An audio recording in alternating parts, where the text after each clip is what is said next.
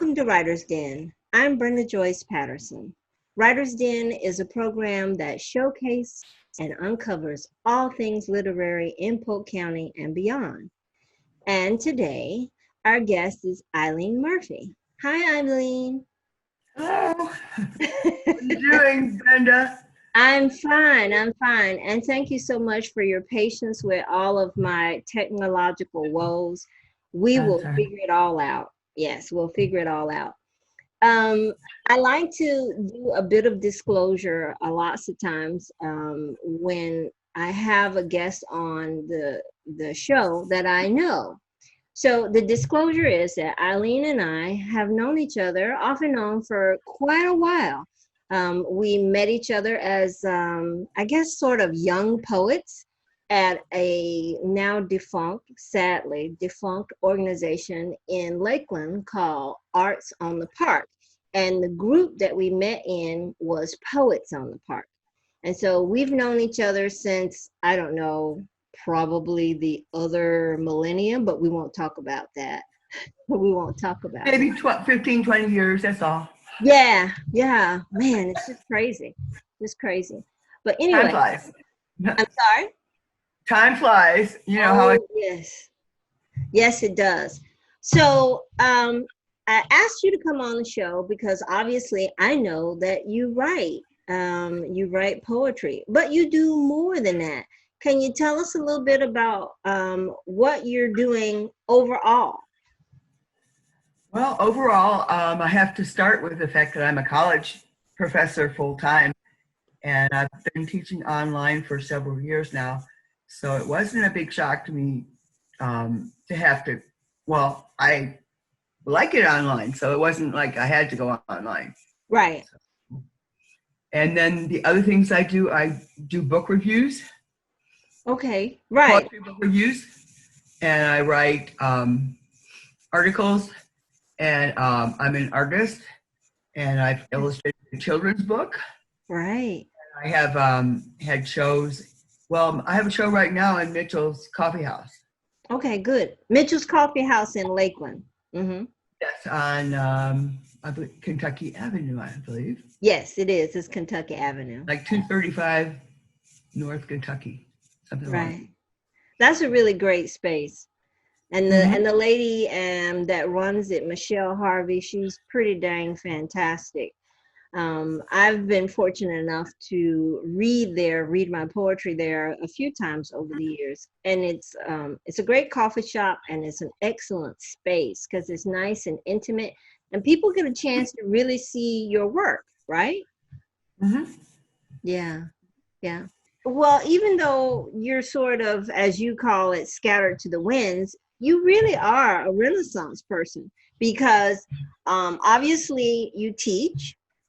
And you've been teaching for how many years now? 15. Right. So you know what you're doing there. You're an expert. And you've been writing poetry for quite a long time. About how long has it been that you've been writing poetry? High school. See? Yeah. And you've got publications for that.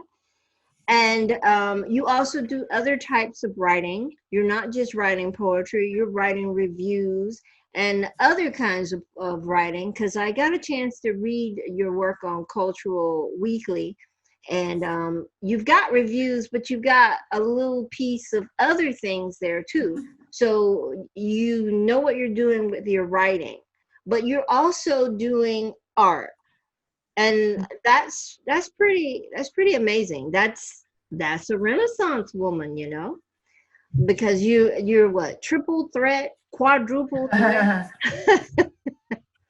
Yes.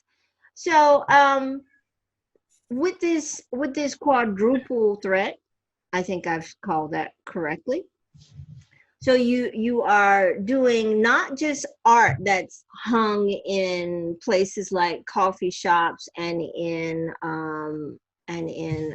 exhibition spaces in art houses. You're also doing illustrating. Can you talk a little bit about how the illustrating came about?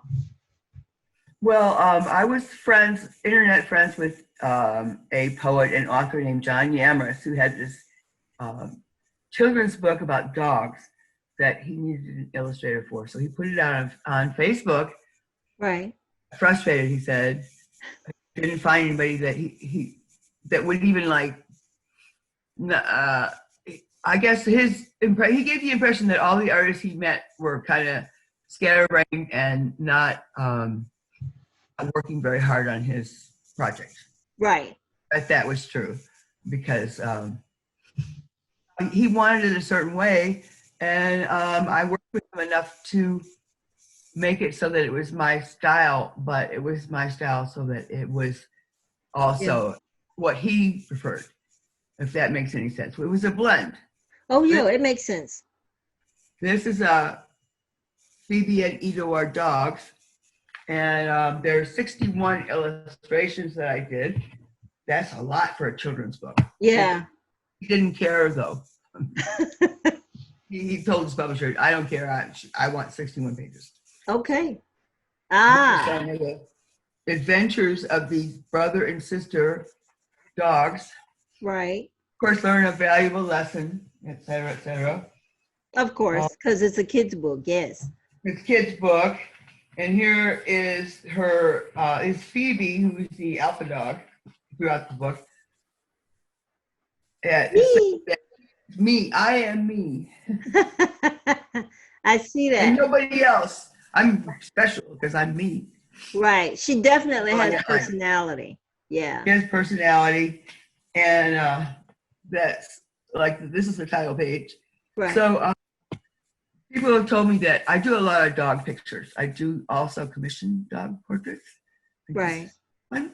And they say that my dogs are a little different because my dogs have expression. They have emotion and expression. Right.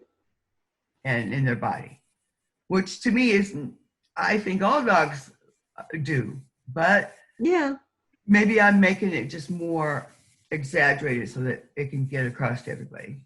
Well, that's okay. That's what you expect. Definitely what you expect in a children's book is a little bit more splash so the kids can follow along. That's what makes it fun. So yeah, that makes sense. So you have more than one Phoebe and Ito book with John Yamrus. No, just one so far. Just one so far. All right. That's so cool. So I think it's really interesting how the internet has made a lot of things possible. For writers, for artists, and what have you. I mean, obviously, the internet is making this interview possible so that we can talk to each other and not have to have the big masks across our face and what have you, because, well, makes it kind of difficult to really enjoy the interview if you can't see faces, like you say, to see the expression. So that's always a good thing. Another thing that the internet has made possible is that connection between you and John Yamrus. And I think that's really, I love that. I think that's fascinating how it sort of puts the idea of the connection between artists on front stage when you get a chance to make these connections through over distance, I guess is what I'm trying to say. I like that idea because oftentimes life constrains us to one place. And if you're just in one place or maybe just a couple of few places around the same geographic area, it makes it difficult for you to meet people, to meet other artists and what have you. And the idea that the internet can bring us all together, I like it. That makes me happy. It's truly the internet because when, even to this day, John Yamrus does not like to use the telephone for telephone calls. No? Okay. Or texts. We communicate solely through email. Oh. Although I did help get him a job or a gig talking to the students at Polk State College. Right. 2 years in a row. And then I was able to meet him, and he stayed with my husband and me just right. But then it put a face on the emails. Right. You got a real connection. Yeah, you got a real. I don't like phone calls either, so there you go. Oh, you don't? And Okay. then, so it was perfect. And I also love dogs, and he loves dogs. So Okay. that's how we got started, being friends. Well, that makes sense. That makes sense. So I hear that you mentioned the group at Polk State College, and tell me about that, because that's what you started, correct? Yes, I did. What's the name of it? Polk State College Creative Writing Club. Right. Well, a student and I started it in 2014. Okay. So for those in the audience who don't know what that club is, can you kind of describe it to us and tell us what happens at this club? Well, we've kind of changed our format a little bit over the years because we've been able to be more selective and get better speakers as time goes on. Oh, good. What we do is we meet once a week for an hour on Thursday. Mm-hmm. And, we've tried a bunch of different things, but what really lasted was to having presenters come in, poets and writers from the community or even from the country, not the community, and give a presentation to the students. Right. So, go ahead. It evolved into that because that's what worked. So. Right. Because of course you're doing that to stimulate the students' interest in things, and so I'm sure it's sort of like a living organism because they're giving their feedback into what they want, what was really great for them, and then you just respond to it. Yes? Yeah, we responded to what the students wanted, and one of the longest lasting clubs and the most successful clubs at school at this point. Yay! I took on I have a co sponsor of the club. Her name is Heather Childry. Right. And since she came on board a couple years ago, we've had some fantastic improvements that I couldn't do by myself or I didn't think of. And so she's just been wonderful to help me with that. Yeah. I've gotten a chance to meet Heather before. Once again, everyone, a little bit of disclosure again, self-disclosure. I was fortunate enough to be invited this year. Yeah, I was invited this year to come and speak at the writing club, and I found it very interesting. As a speaker, I really like it, of course, when I'm talking to people and they're like, yes, what did you say? What did you say? And they really want to know what I'm talking about, and they give me response, whether it's 2 or 3 people in the group or a whole room full. It's just nice to have a good response. And the kids, well, they weren't all children, they were adults too. The students that were present that day, they gave me a much welcome response. And so I appreciated that. Yeah. Well, we get a lot of talented people in the club. There's a lot of people among those students too. Yes. Be encouraged because maybe they haven't had that encouragement, or the resources, and we can help with that. Right. Yeah, that's so cool. I love it. So I'm gonna cycle back to something before where I pointed out that you had a nom de plume. Yes. Right, because I know that for the most part you do your art, your visual art or what have you, under Mish or Mish Murphy, correct? Correct. I just use Mish. actually. Oh, just Mish. Oh, okay. Yeah. Okay. And then so so then the rest of your artistic work, your writing arts are found primarily under Eileen. Um Well, actually, the last two books have been under Mish. oh, okay. So You I can guess see. you're kind of bringing it all together under one umbrella. That might be, yeah, yeah, that might Yeah, yeah. be. That's Or good. I just get tired. Eileen Murphy is too long to be painting in the bottom of a picture. Well, that's Make true. it That's easier. true. It's fairly long. It's fairly long. I don't know. I guess maybe I'm sort of I guess I'm a little happy with the sound of my own name or something. That sounds so bad. But Oh, my writing is under my entire name, Brenda Joyce Patterson. And that's another thing that I find interesting because you have, I guess there's as many ways to name oneself as an artist as there are artists, because you find some writers that only go under one name, and then other writers that go under 17 names, like well, Brenda, myself. do you want to hear the true story of how I got the name Mish? Okay. Playing here, it's going to tell on me. I was at one point in my life, in like the early 2000s, I was playing a lot of online games. Ah, So I used a pseudonym Mish right. for that. It became my screen name. And Okay. a little picture of the Taco Bell Chihuahua was my icon, my thumbnail. Really? People would not know if I was a man or a woman or anything about me. And Right. then I used it. So, and I still like the idea that Mish doesn't have a gender to it.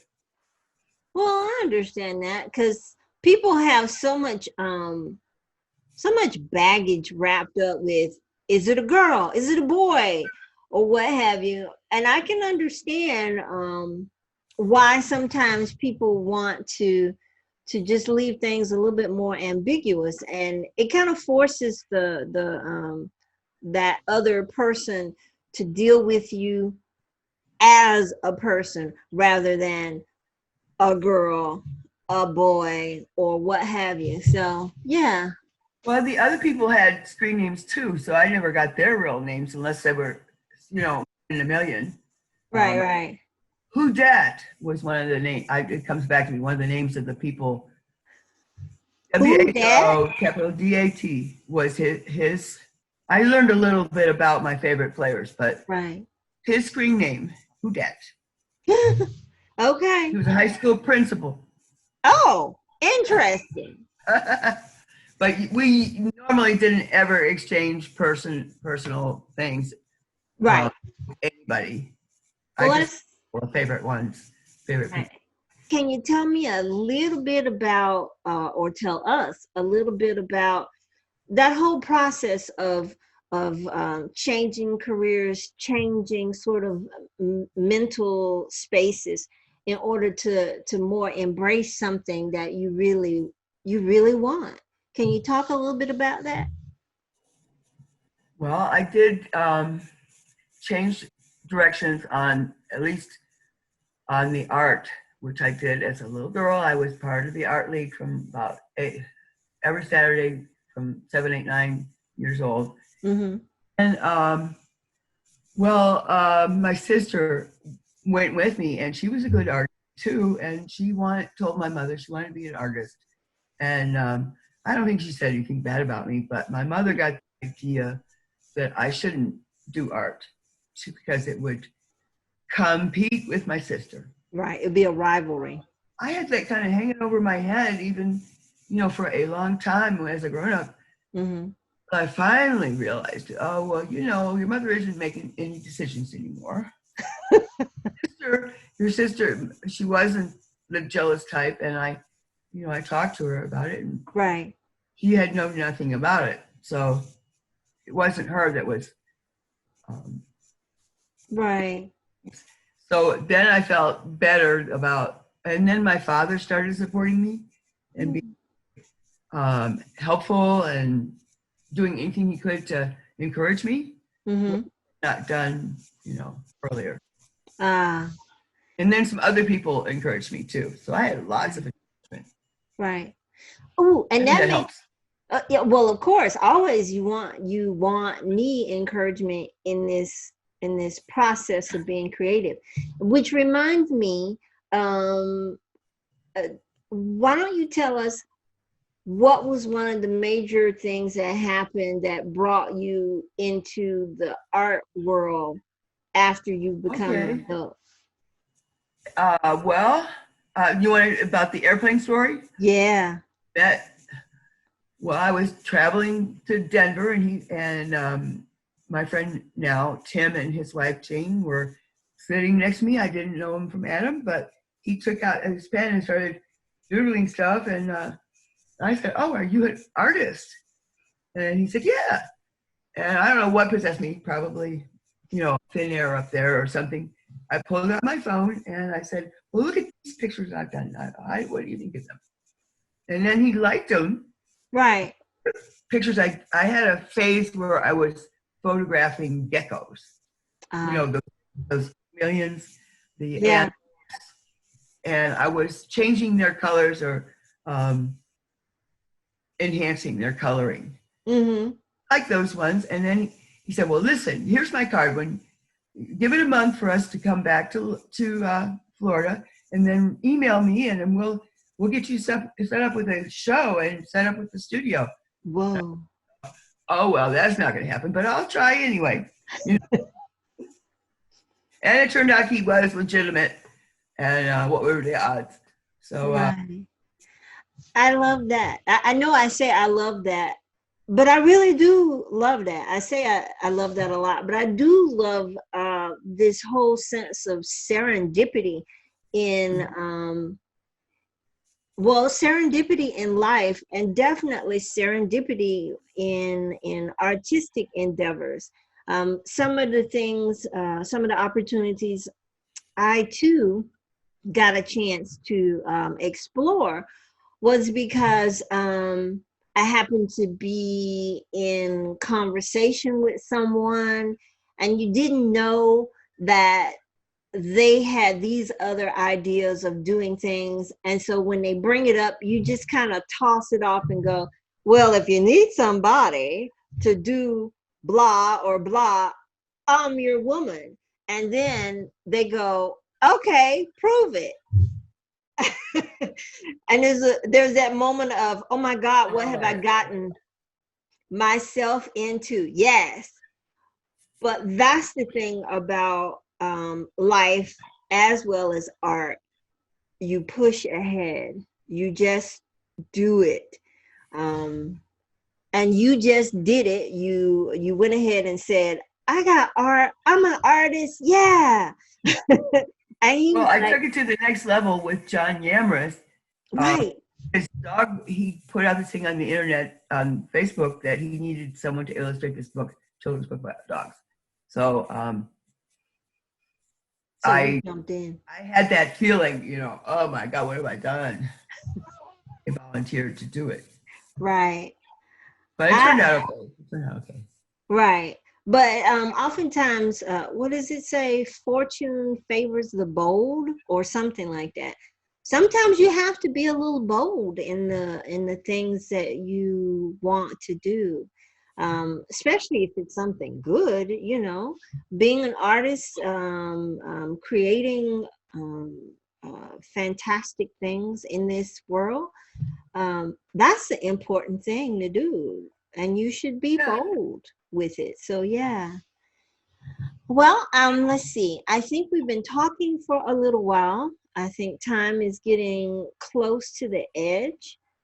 Let me see. We talked about pen names. We talked about your publications that are coming out, your publications that you've already had. So that's like 3 books already.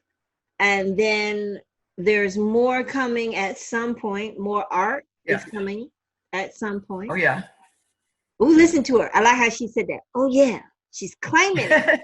She's claiming it. Like my mom used to tell me, you know, claim it. You have to speak those things that are not as if they were. So yes, you're claiming it.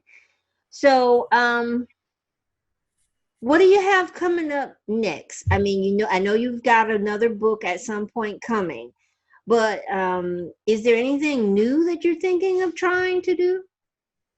No, but you know, I do book covers as well in my art. Okay. So I just did a book cover for John Yamrus, Right.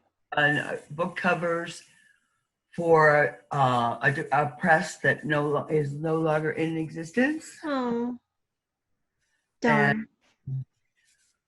what else would I like to do? At one point, I did some T-shirt design. I don't Oh, mind that. And I've got like an all dog show of artwork for all dogs. So I'm going to be taking that. But you know, with the virus and everything, I know. I've just got to think of new ways to reach people, because Yes. rely on getting a big gathering at a reception or Right. or something like that. That's not going to happen anymore. No, certainly it won't happen anytime soon. That's for sure. But I guess this is the time for us to all kind of take a breath and figure out that we'll get through this and we'll come up with new ways to do things. I mean, just look at this, what we're doing now.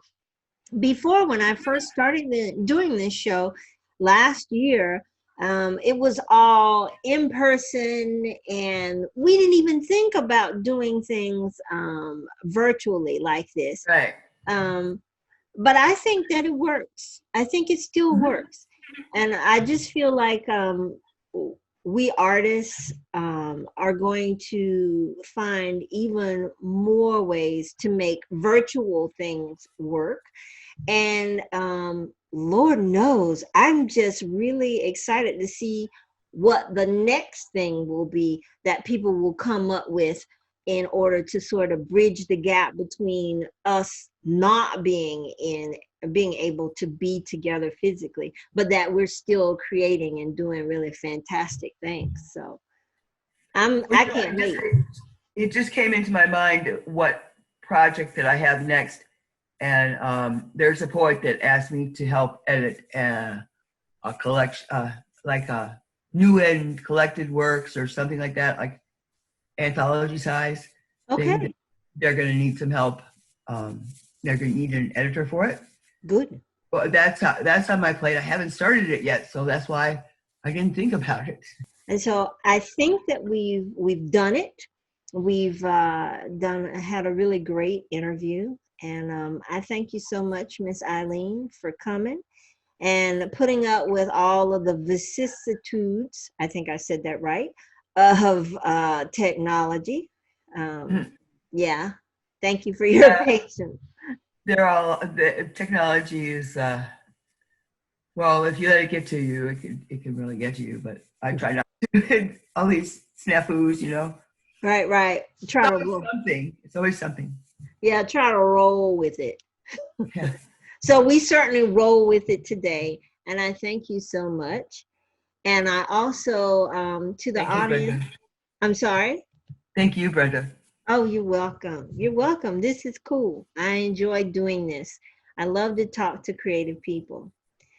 And so with that, I say a final thank you, Eileen, for coming on to Writers Den today. And you, the audience, I thank you for tuning in to Writers Den.